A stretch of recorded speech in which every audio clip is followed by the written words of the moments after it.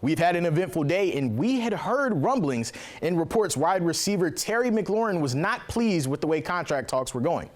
Tuesday, he spoke to the media and was very transparent with his thoughts and feelings on the situation.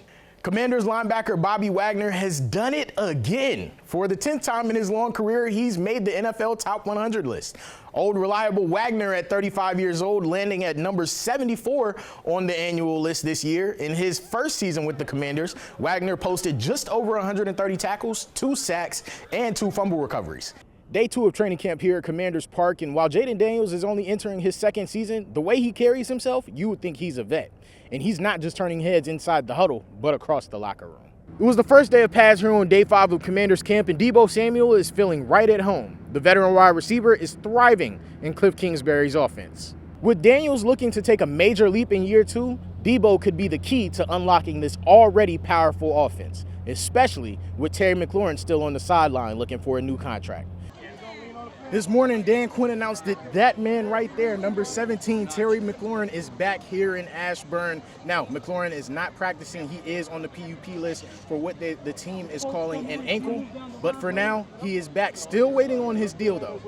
So PUP is no team, no walkthroughs, no practices. It's really a focus of you count on the roster limit, but you're in let's call it like a rehab mode. McLaurin did come out after practice to sign autographs and greet fans. And while the team hasn't said much about his absence, all signs point towards a hold-in, no longer a hold-out. Man, it's unbelievable. That's the part that gives you joy. Like you kind of lose sight of some things sometimes when the business gets involved, but I never lost sight of the way they supported me and the way that I pour into them and the way they poured into me. So at the end of the day, it's business, but it has nothing to do with them. And any chance I could come out here, do what I got to do in there, but come out and show them my support and how much I love them, I'm going to always do that. I've always been that way. McLaurin kept it brief with the media, but made a statement that said a lot. I'm here. From Commanders Park, Kobe Scales, DC News Now. With trade rumors heating up, Brian Robinson Jr. was nowhere to be found, and that opened up a world of opportunity for these Commanders running backs. Bill Krosky-Merritt put up a 27-yard touchdown, and Chris Rodriguez had a 40-yard run, which tied Brian Robinson Jr.'s career long. And it wasn't just the backs. Rookie receiver Jalen Lane had a game-high 3 receptions for 42 yards. But tonight, all eyes were on the running backs, and the message was clear. Nobody is waiting around. RB1 is up for grabs. It's been days of questions for Washington's running back room as Brian Robinson Jr. was notably absent from Monday's preseason game against the Bengals. And then on Wednesday, Dan Quinn said that Robinson was excused from practice as trade rumors continue to swirl. That left the rest of the room competing for the top spot, and even a few surprises. During team drills, Deebo Samuel lined up for the first 3 snaps at running back, followed by Austin Eckler. You can't always control the name on the front of the jersey, but you always represent the name on the back. And so no matter what, no matter where you're at, make sure that's right. Control what you can control. Chris Rodriguez tied Robinson's career-long run Monday night against Cincinnati and says the competition is keeping the group focused. At the end of the day, we're all focusing on ourselves. We're all trying to make the team. And rookie Bill Krosky-Merritt, who broke off a 27-yard touchdown run, made it clear he's still pulling for Robinson. B-Rob, he's definitely my dog, my guy, on and off the field. I mean, he's taught me a lot, and that's all I'm going to say about that. As the competition for RB1 continues to heat up, the Commanders wrap camp with one more practice before Saturday's preseason finale against the Ravens. While the Commanders camp is officially over, many may say that this has been a boring training camp. But for new leadership and a quarterback in his second season that made the NFC Championship in his first, boring may have been the way to go.